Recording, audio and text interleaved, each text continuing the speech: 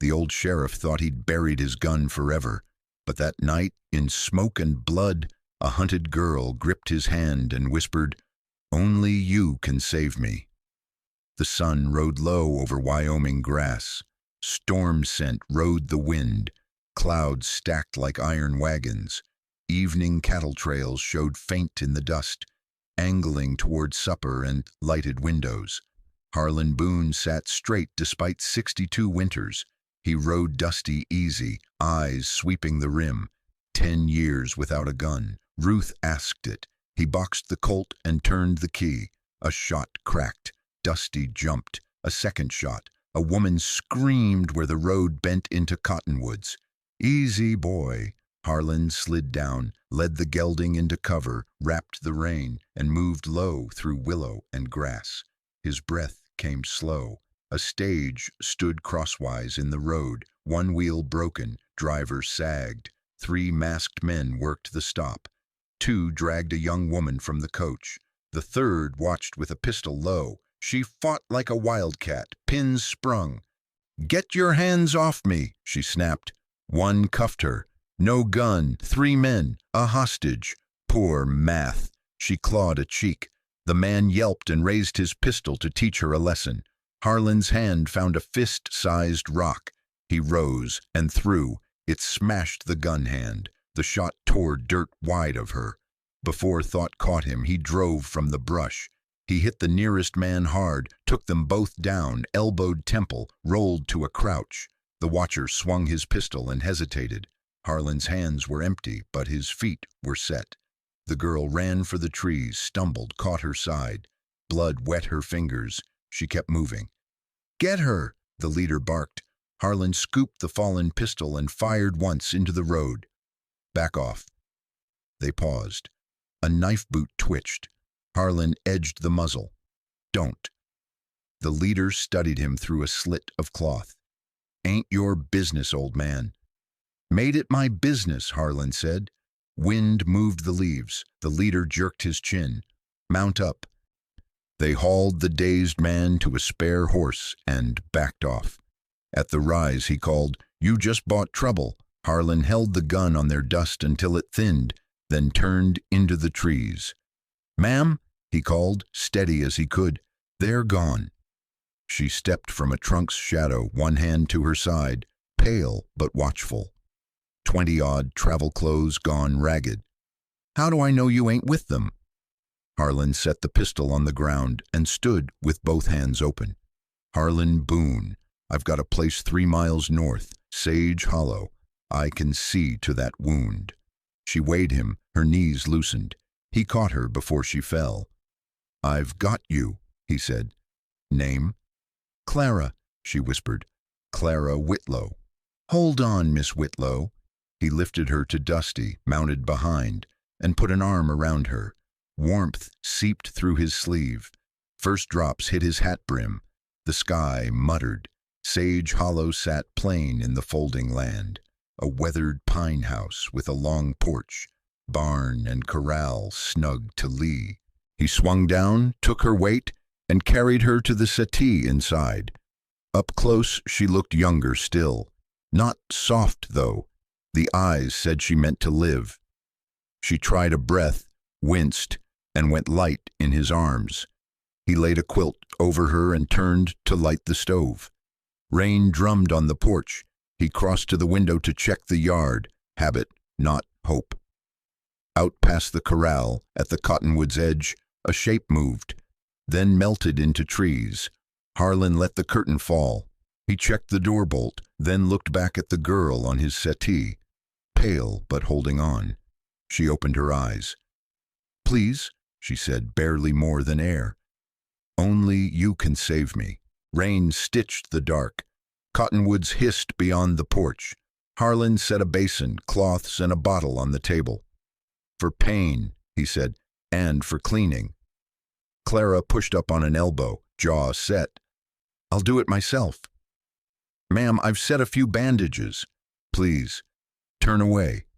He put the bottle where her hand could find it and faced the cold stove. Lit a match. Behind him, buttons, a soft rip. The hiss of whiskey. Breath let out slow. He watched the flame take. "You've done that before," he said, not turning. "I was training as a nurse before." When the fire took, he brought water and muslin. Her fingers were quick despite the tremor. The bleeding checked, the knot small and neat. She'd gone pale, eyes steady. "Thank you," she said. "Coffee'll help." He poured 2 mugs. Her gaze slid past him to the wall, his old tin star under glass between Ruth's photo and a cavalry picture. "You were the law," she said. "Once, 10 years retired." "I should go." In rain, shot, and lightheaded, he shook his head. "Doors barred. You're safe." "You don't understand." She swallowed. "The man hunting me is law, says so." "Name." "Cassius Vale." She barely got it out. "Carries papers with seals. Calls me a fugitive or a debtor. Whatever suits the town." Harlan looked from the star to Ruth to Clara. "You kill anyone?" "No." Her eyes did not move. "I ran, that's all." "Then you'll rest. Papers can wait." "Why help me?" "House rule." He tapped the frame. "Ruth's." Rain thickened. The stove ticked. A latch creaked. The weather or a body. Harlan rose, checked back and front, lifted the bar, and eased it down. Habit ran his hands over bolt and hinge. "I'll walk the line," he said. "Lock behind me. If anyone but me knocks, don't open." "Do you have a gun?" He thought of the box under the bedroom plank, the key on its string. 10 years was a promise. He took the shotgun from under the settee instead. Ruth's doing. "This will do." "Smart woman," Clara said. "The smartest." He gave her the spare key, stepped into rain, pulled the door to. He went along the eaves, past cistern and woodpile. At the cottonwoods he dropped to a knee. Fresh sign in mud, deep heel, narrow toe. A tracker's boot, maybe 2, heading for the trees. He eased between trunks and listened. No cough, no jingle. Whoever stood there knew how to keep still. He backed along the fence shadow, slow, using the dark like cloth. 2 low knocks, 1 high. She slid the bolt and let him in. "Well?" she asked. "Folks been nosing."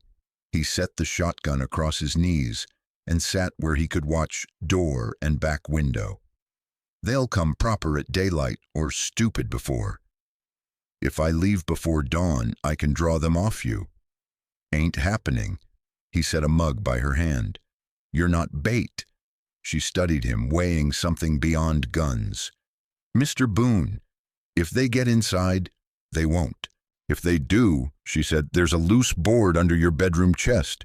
Hide the star and any papers. They ruin men with paper." "How do you know that?" "I remember things," she said. "Everything." He nodded. "Then remember this. You're safe here." Her eyes shone, not tears, heat, grit, the work of staying alive. "All right." He doused the lamps. Rain needled the dark. He listened, shotgun across his legs, while the house breathed and the cottonwoods whispered bad news. He thought of Ruth's voice. Help first, argue later, keep faith with the living. Outside, rain drummed woods. Gray morning seeped over Sage Hollow. Rain penciled off the eaves. Harlan laid the shotgun across his knees and opened the door. 5 riders waited in the yard, still in the saddle. 4 looked tired, tidy tack, dead eyes. The 5th wore a black duster too clean for work and sat like doors opened for him. "Morning, Mr. Boone," he called, voice smooth. "Cassius Vale, might we parley?" "This is private ground," Harlan said. "Sure is."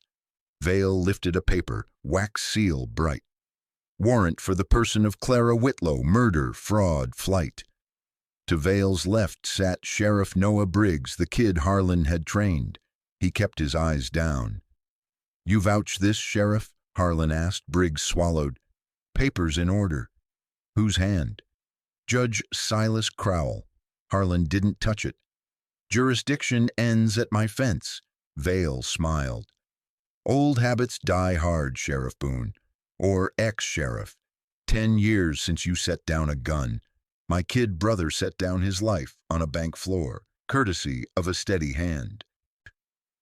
He held a teller at gunpoint, Harlan said. Details, Vale replied. Now, the girl. Harlan stood square. No. The thin man at the end, Tracker's eyes, scarred cheek, was already reading sign. You still smell blood, Rafe? Vale said. Roadside, cottonwoods. Same horse as in that corral. Vale spread his hands. Save us time. The latch clicked behind Harlan. He didn't turn. Close it, Miss Whitlow. Her voice came steady. I'm done running. She stepped past him to the porch, his spare shawl about her. She held the shotgun muzzle down. No need to threaten this man, she told Vale. I came by my own bad luck. He didn't know me. You'll not take her on a forged writ, Harlan said. Forged? Vale lifted his brows. You offend the seal. Crowell's signature doesn't look like that, Harlan said. I've seen plenty. Briggs finally looked up. Harlan. Son, look at me, Harlan said. You know this ain't right. Briggs' jaw worked. Law's the law. Justice is justice. Vale sighed. Enough. Miss Whitlow, set the scattergun down and step off. Mr. Boone, stay where you stand. I've promised no harm if you don't play hero. I keep my word, mostly. Clara looked to Harlan. He shook his head once. She set the shotgun neat on the boards and stepped into the rain. Your word, she said. For what it's worth, he said, and nodded. The thin man swung down, tied her wrists clean. She didn't fight. She kept her eyes on Harlan and shaped one word. Sorry. Something tore inside him that hadn't since Ruth was boxed. He stepped. Vale's pistol cleared leather fast as thought and barked into the porch post. Splinters stung Harlan's cheek. Next one's meat, Vale said. Don't. Harlan stopped. This isn't over. It is for today. Vale holstered his iron. You'll go back to chores. I'll take the lady to answer for her sins. Vale swung Clara up in front of the tracker. They turned their horses. Noah, Harlan said. Briggs met his eyes. Cowardice ain't law. Briggs flinched. Vale tipped his brim, and the five moved off at a trot. Then a canter, hoofbeats fading toward town. Harlan stood in the rain until the yard emptied of sound. Then he shut the door and sat on the bed. He took the key from the cord at his neck. The floor plank under the chest had a notch only Ruth would know. He lifted it, set the key to the old box, and turned. The lock gave with a small, tired click. I'm sorry, Ruth, he said, but you'd do the same. The house held its breath. Rain thinned to a whisper. Harlan set the oak box on the bed and turned the brass key. Inside lay the Colt, oiled and ready, the leather belt, the tin star Ruth made him hang when they buried the bank boy.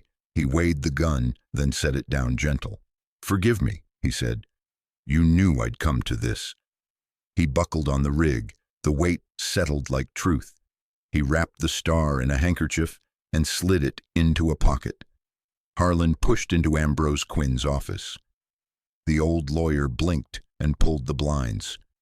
Figured you'd show, Ambrose said. When Cassius Vale rides tall, I think funerals. Tell me about him. Licensed bounty man, Ambrose said. Collects on paper from judges who like cigars. Underneath, a trader in people, says indenture so churchfolk can sleep. Who signs his stuff? Judge Silas Crowell or a clerk? Ambrose slid a file. 3 from last season. Look close. Harlan studied seals and names. Seals right, hands wrong. Crowell loops his C. This looks printed. Why hasn't Sheriff Briggs moved? Because Noah shot a traveler in a saloon mix-up, Ambrose said. Cleaned it up, but Vale heard. Keeps him by the throat. Cornered, Harlan said. Ambrose opened a drawer and brought out a ledger. He set it in Harlan's hands. Ruth gave me this. Names, dates, money to badges and benches, girls she helped. She was building a case. The pages were Ruth's tidy hand. A pressed sprig of sage made the room smell like wind. "She didn't tell me," Harlan said. "She knew you'd charge the wolf," Ambrose said. "She wanted you breathing."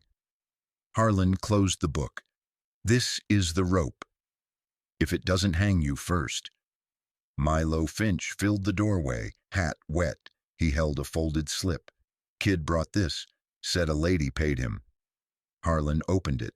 Tight letters, steady even in hurry. "Mr. Boone, they take us to auction tonight. Coal Creek warehouse by the siding. 8 women. Vale wants a book. Ruth left.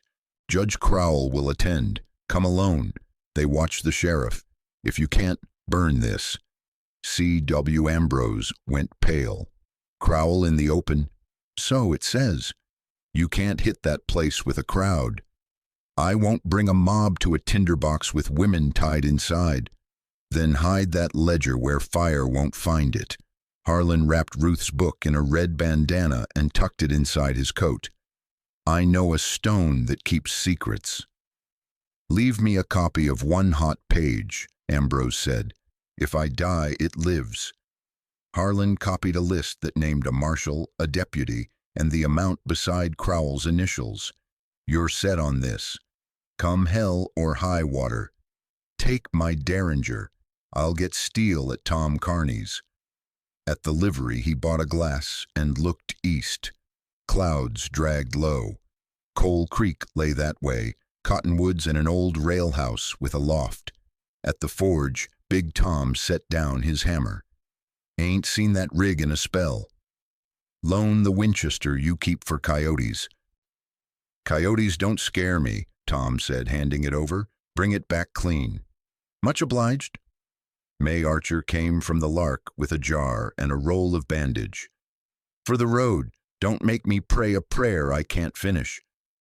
"I'll aim to spare you," Harlan said. He led Dusty past the church. Sister May rang noon and gave him the look mothers give sons who choose brave over easy. He tipped his hat. Beyond town the grass lay flat and gray, the sky pressed close. The land smelled of iron and rain. Harlan set his jaw east and rode.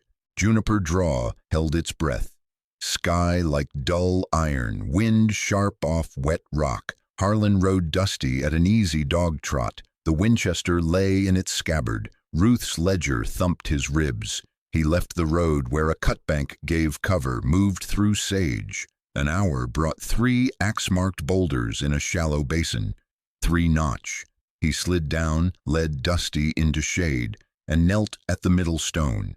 He wrapped the ledger in a red bandana and oilskin, set it into a palm-deep hole, laid 2 flat rocks on it, and pressed the earth smooth. He set a small horseshoe nail in a seam only he'd look for. "Keep," he told the rock, "till I'm back." He rode east through low ground. Coal Creek siding showed. A tired spur, a weathered warehouse crowding the grade, cottonwoods along the water.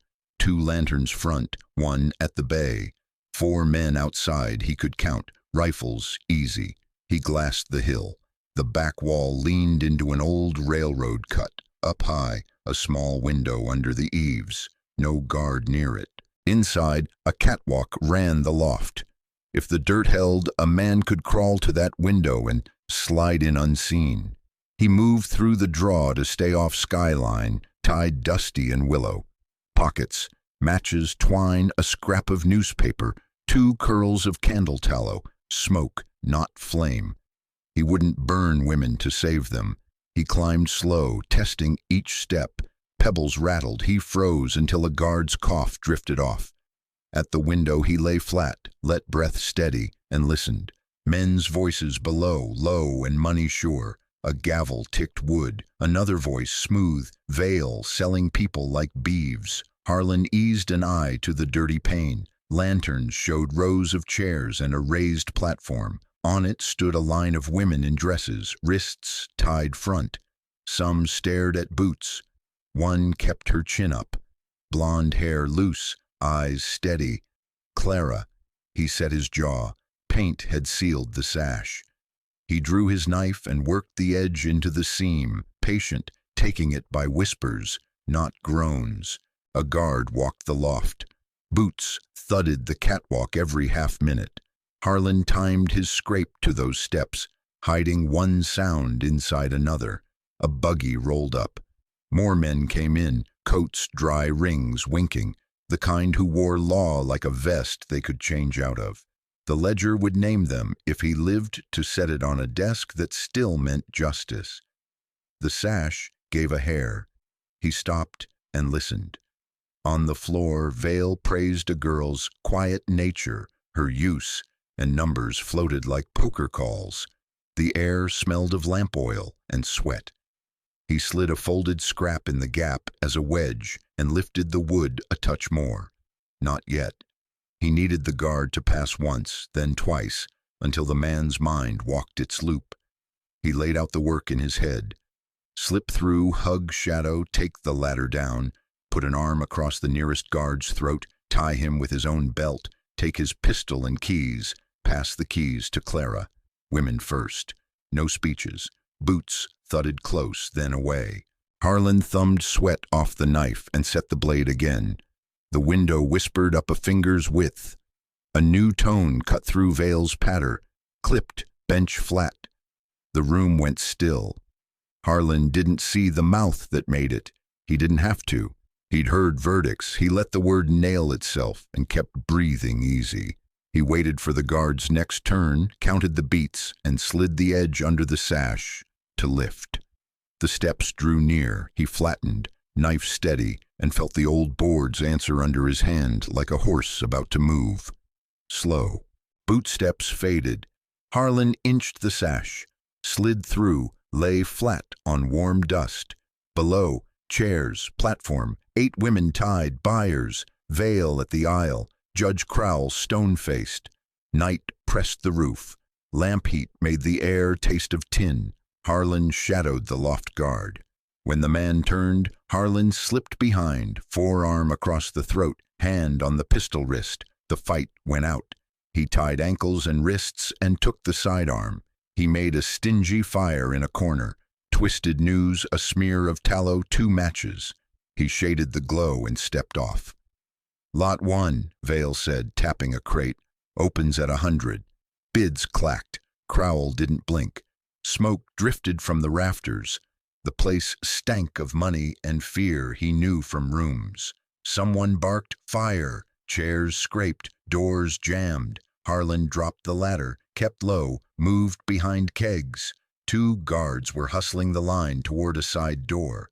Clara was last, chin up. He clubbed the guard with the Winchester's butt. The other coughed from smoke and drew. Harlan lifted the Colt. Don't. He held out his palm. Keys. The ring hit his hand. Face down. He trussed the man, then touched Clara's rope with 2 fingers. Can you work a lock? Watch me, she said. He slipped her the keys. Side dock, creeks shallow, bridge, then south. And you? Raise dust. Knots fell, hands freed hands. Harlan cut ankle ties. Go! One by one they slid from the dock, dropped to the water and waded under brush. Vale's voice cut smoke. Hold the lots. He pushed through, pistol low. The office behind the platform yawned emptier. Crowell had ghosted. Caldwell, a hireling shouted. Harlan stepped out with the Colt steady. Let them pass.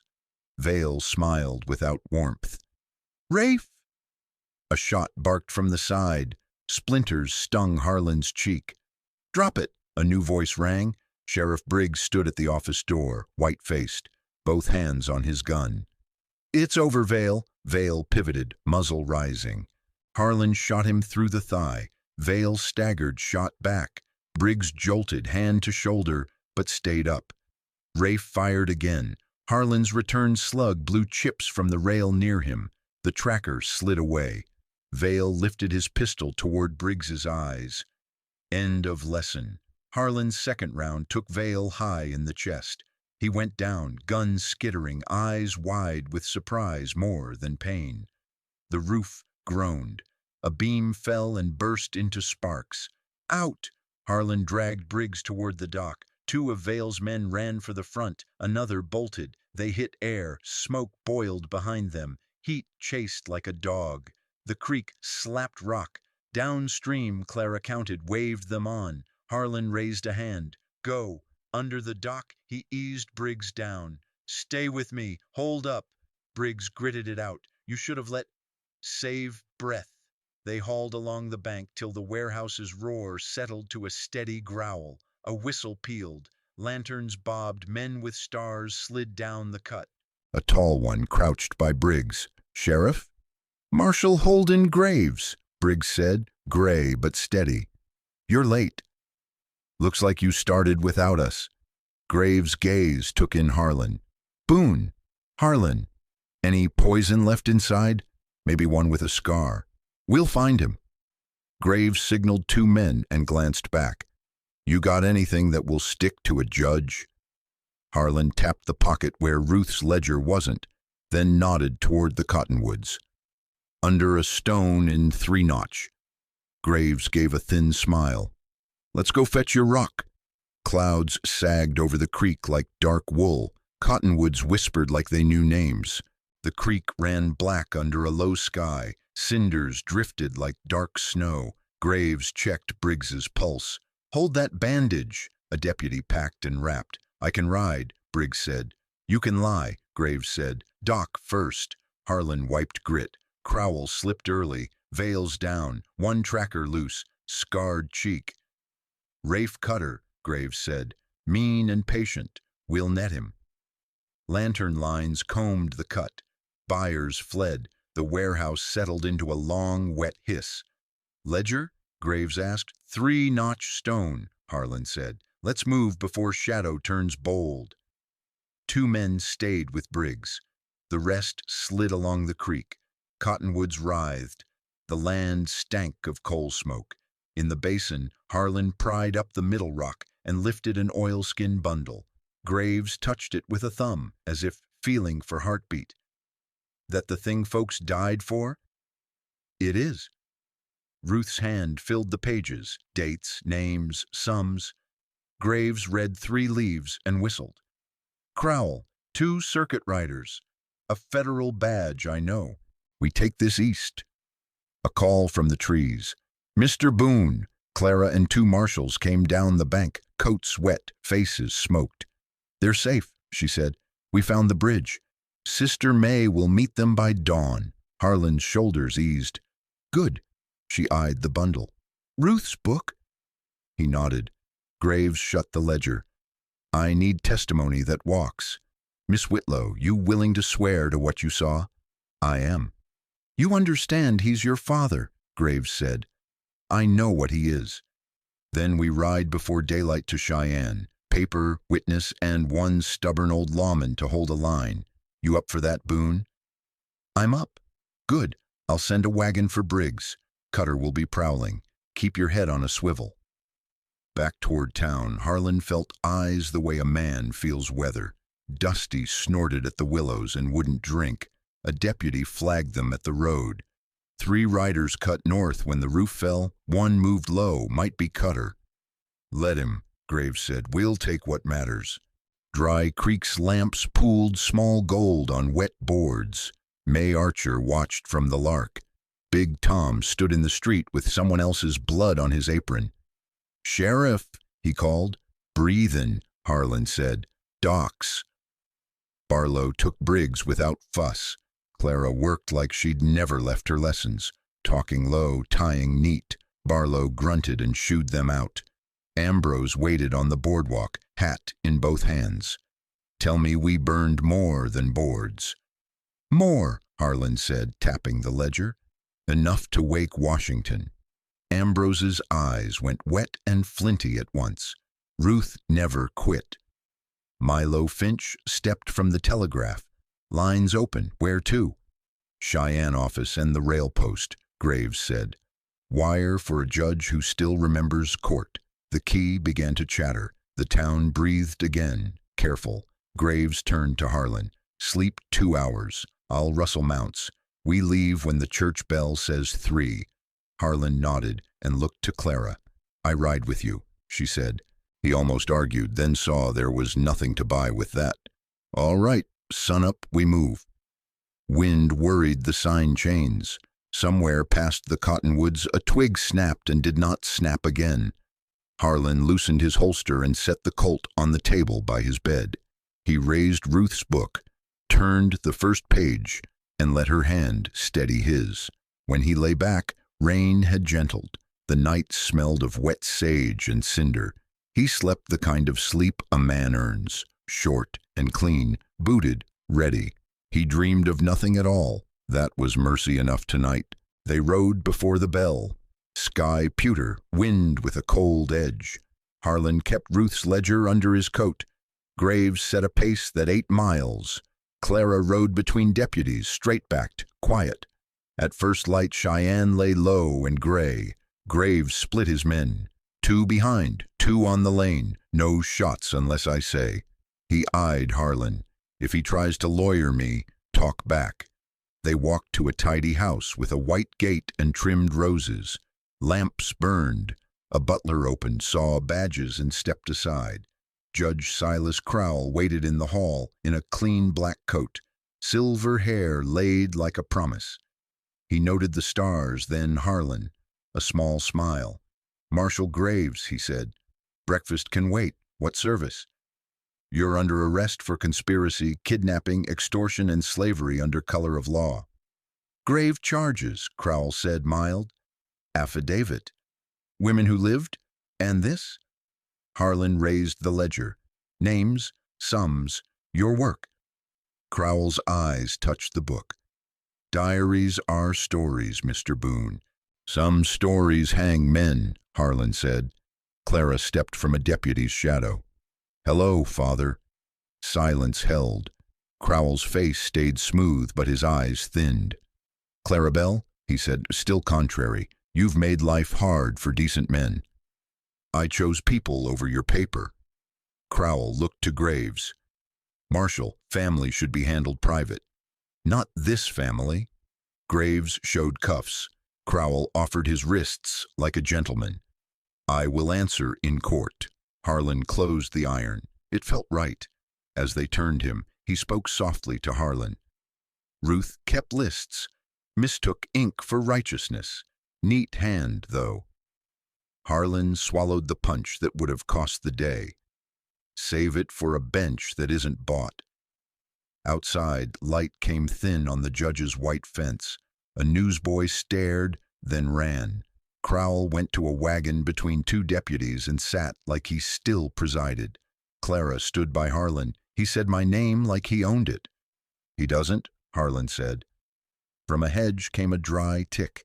A rider slid from shadow and drifted down an alley, quiet as a cat's thought. Rafe Cutter, Graves said. Let him carry word. Bad men travel by mouth. They took back streets to the rail yard. He afraid? Clara asked, watching Crowell's calm. He's counting friends, Harlan said. At least he faces a real court, Graves said. Maybe, Harlan said. He'll buy time, try to break witnesses. Can he break you? Clara asked. He tried 5 years ago.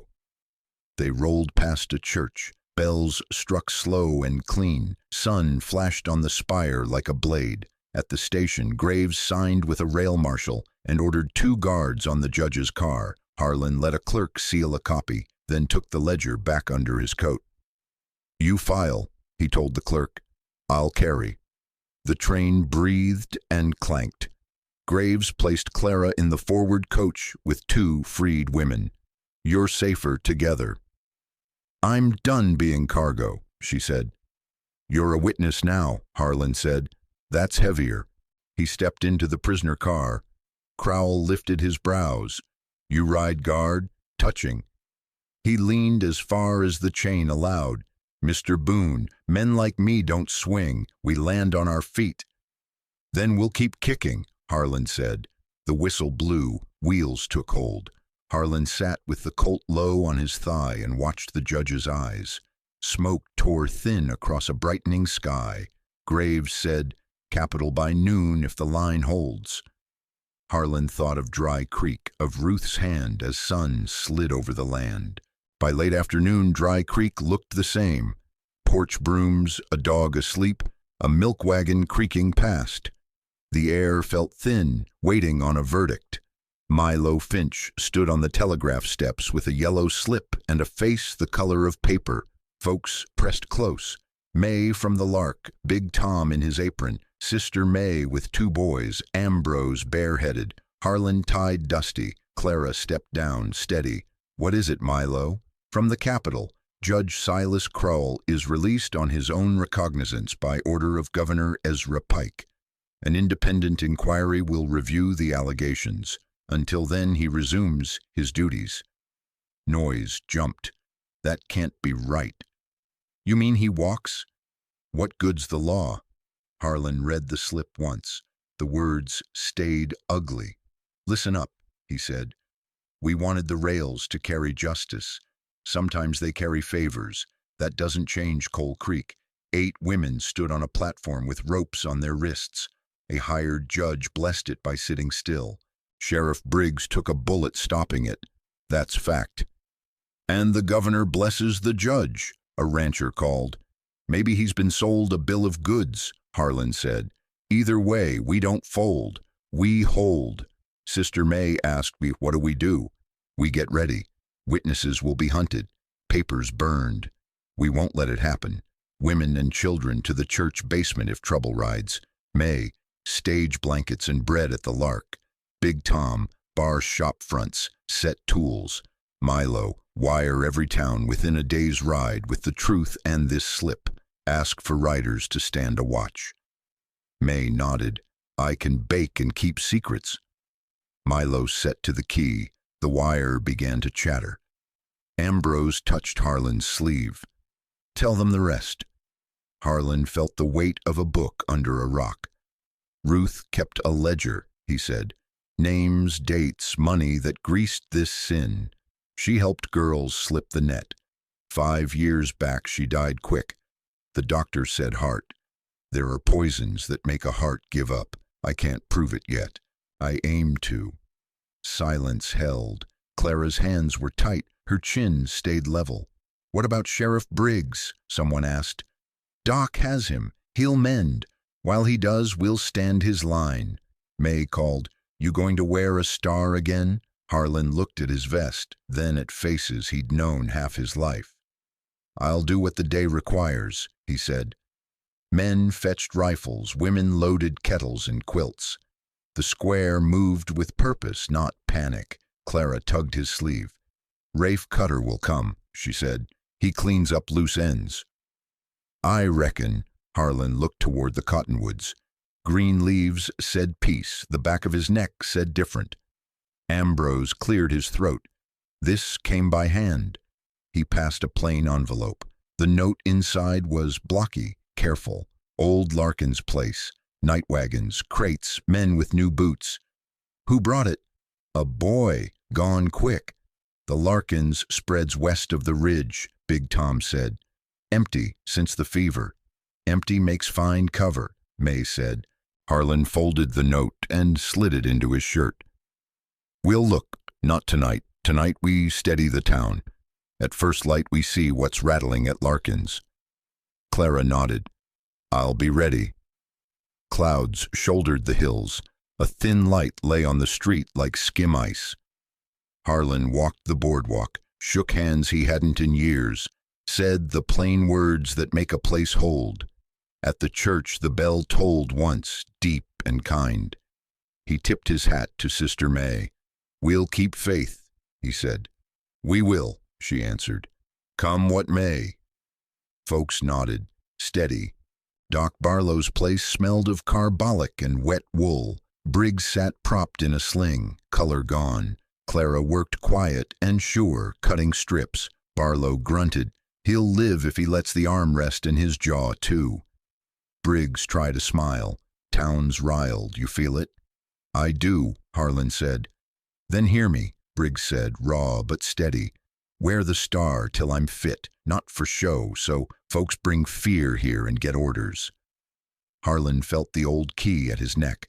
He looked at Clara's hands, then at the kid he'd trained.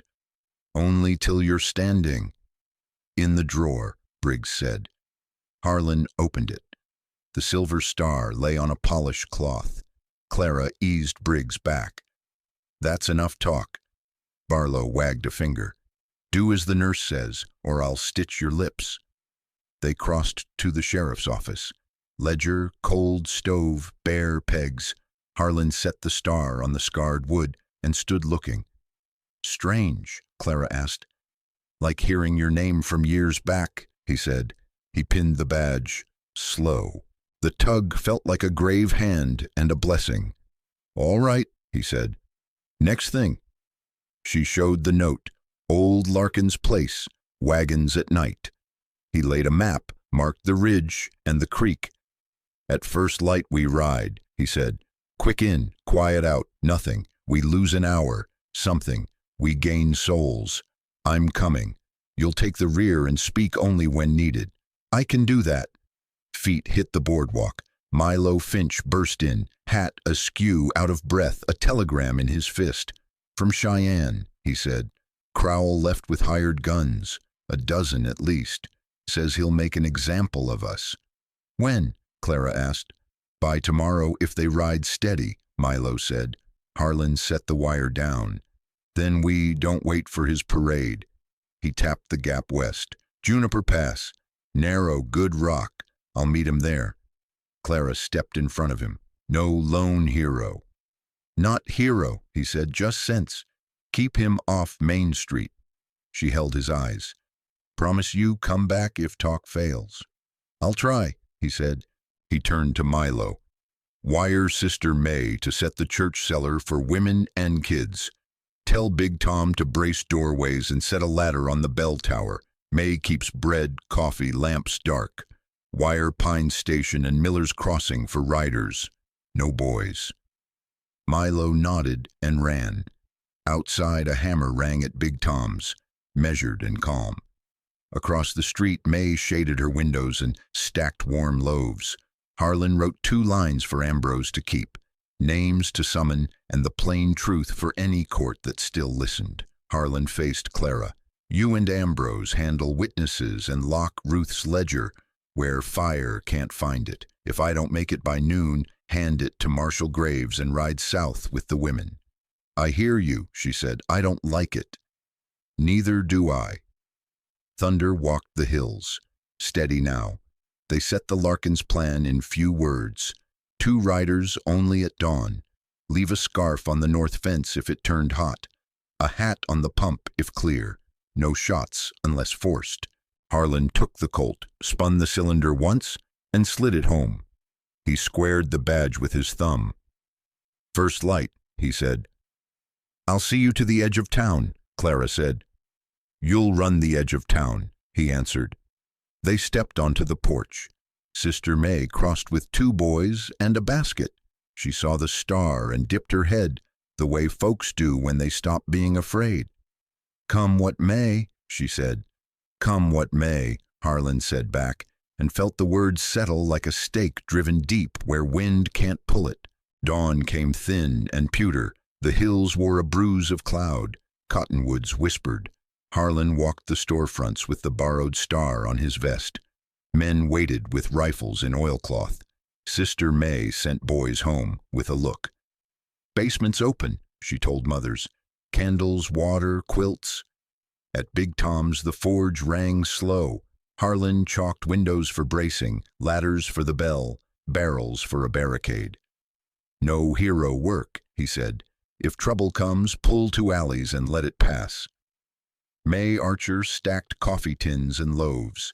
If they knock my door, she said, they leave hungry or don't. Ambrose copied lines from Ruth's ledger in a spare hand. Clara set out boiled needles and laudanum, stood in the doorway. If it gets ugly, she told Harlan, send me the worst first. It won't reach town. You can't promise that. No, but I can try. They crossed Main together.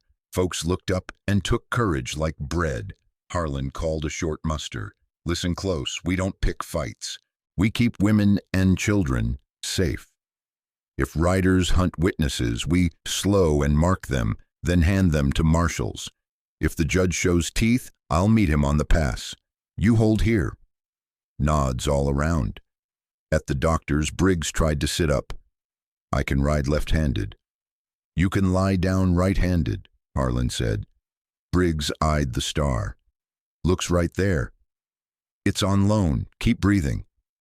Milo jogged from the wire. Pine Station sends 3. Miller's Crossing sends 4. Post the ridge when they come, Harlan said. Quiet, eyes open, no shots unless pushed. Clara stopped him at the office door. If you're not back by noon, Ambrose files the ledger and I ride south with the women. That's the bargain. He held her look. Agreed. She knotted his bandana. Eat. He took a heel of maize bread and chewed like it mattered. They walked the church once more. Sister May knelt by 2 small boys with marbles. We will sing if we must, she said. Singing keeps bullets from owning the air. Much obliged. He pinned notes for travelers. Store shut. Sheriff at the pass. He left a 5-line will with Ambrose. Ruth's picture to the church. Dusty to Briggs. The land held till law was clean, then sold to fund Sister May's women's room. Near noon, a scout slid in Dusty. Riders at Cypress Fork, 12, maybe more. Juniper Pass, Harlan said. They'll want the Broadway. May handed him a small flask. For courage. I'll borrow it, he said. I'd rather borrow prayers. You have both. He saddled Dusty slow, so Dusty felt his calm. Sun broke once and went dull again. The day held its breath. Ambrose brought a paper-wrapped bundle. Copy of the worst page. If someone takes the book, the rot still breathes.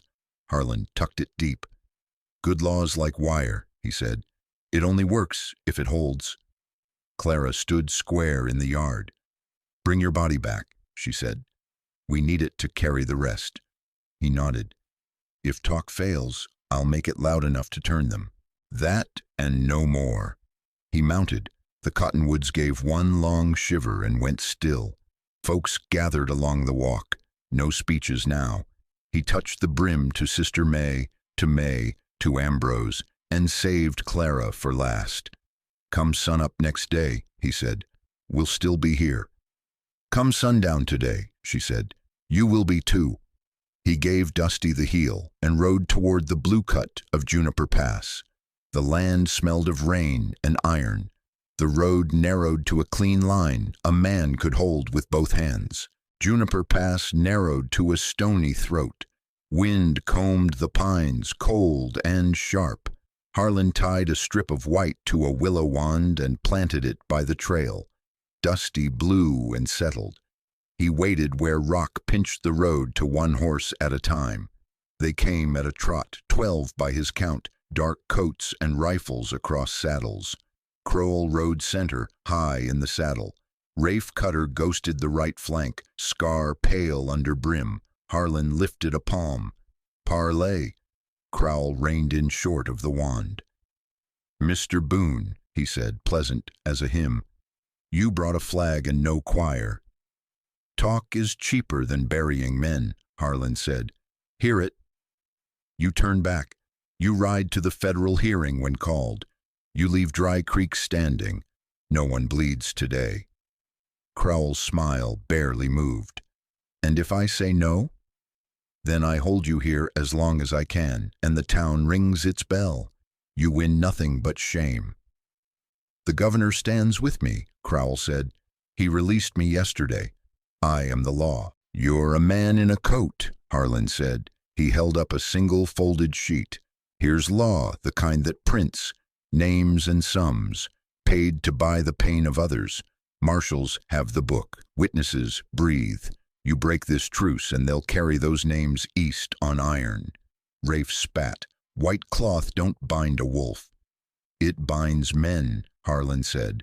Crowell studied the ridge walls, the cut, the brush. You have rifles in the rocks? Only my word, Harlan said. That ought to be enough. It never is, Crowell said. He nodded at the paper. Bring it here. Not a chance, Crowell sighed.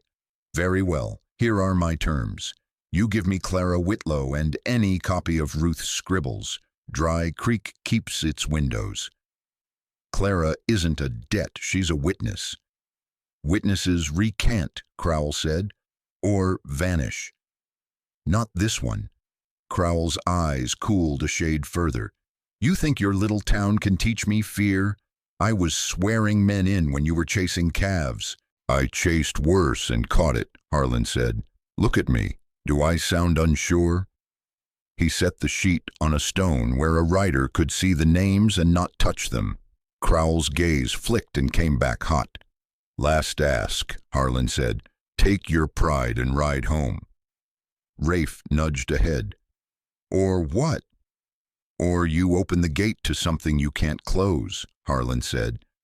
Every mile of wire knows your name now. Every church basement has a door barred to your trade. You start shooting at an old sheriff under a white flag. Men who weren't sure will choose. From far downslope, a lark whistled. Wind quieted. Crowell slipped his glove tighter. I choose example, he said. The territory loves one.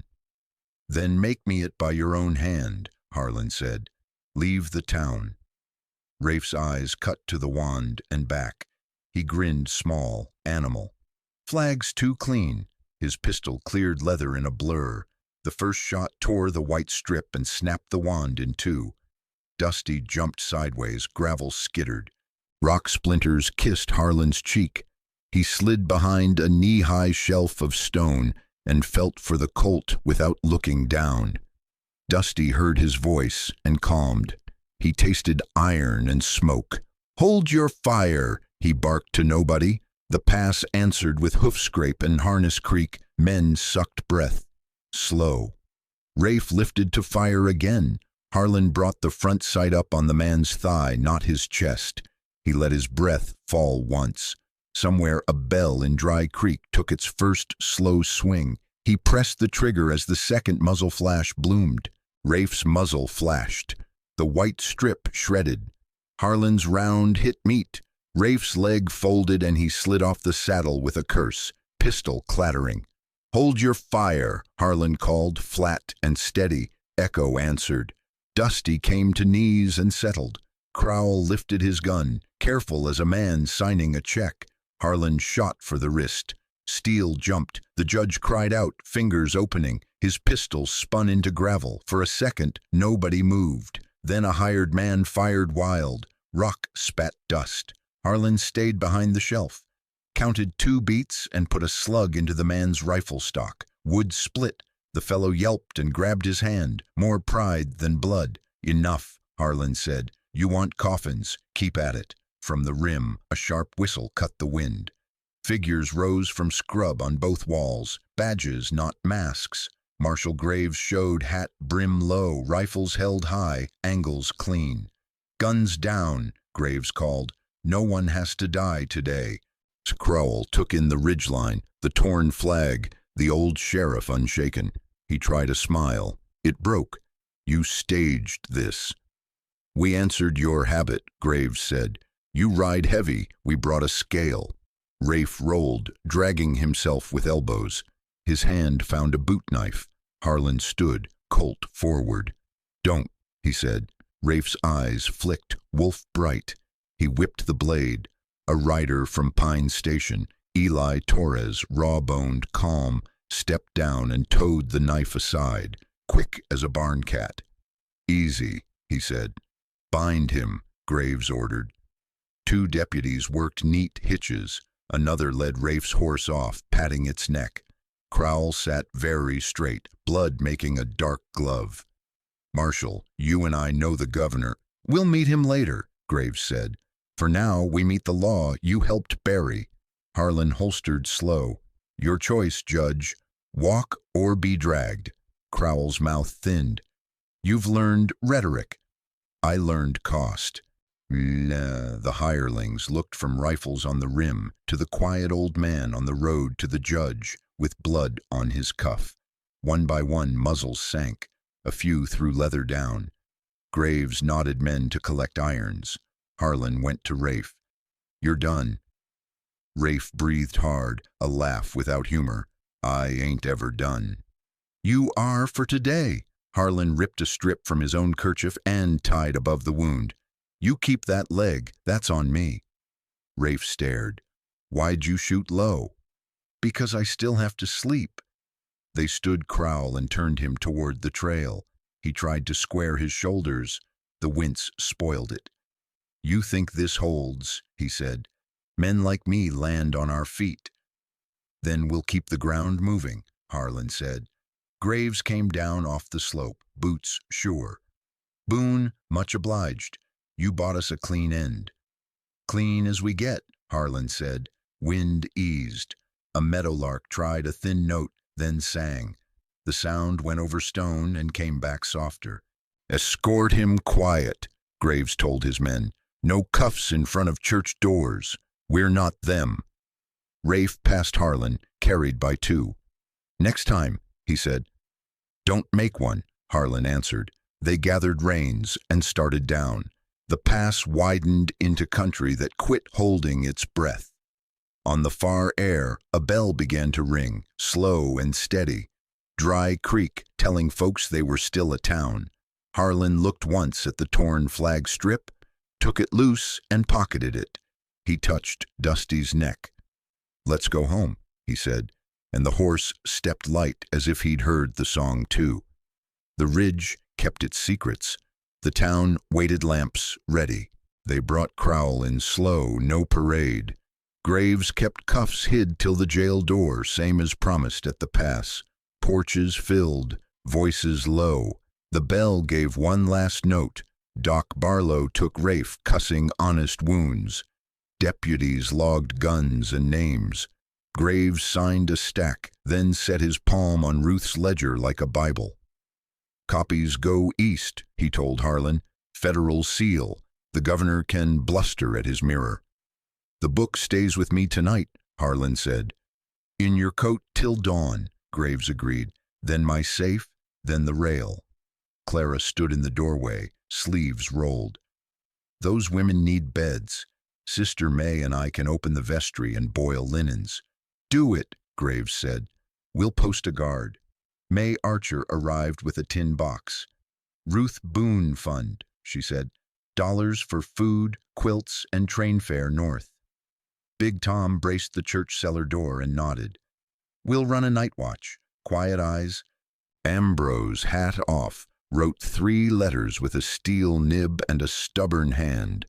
To a senator, to a newspaper woman still telling the truth, to a circuit judge who used to. He made Clara rest between errands and failed half the time. At dusk, Harlan carried the star back to the office, set it on the desk, then pinned it again. Briggs slept in Barlow's back room. Harlan left a note. You did good. When you're fit, the star's yours. After sundown, Sister May hung a small plank by the church door. Ambrose read it, voice thick. In loving memory of Ruth Boone, she lit our way. They stood still. A hymn rose easy and low. Night cooled. Harlan walked Clara to Sage Hollow. The house smelled clean after rain. He put the Colt in the oak box and set the lid, but didn't turn the key. He set the badge on the mantel beside Ruth's picture. Clara poured coffee thin. What now? She asked.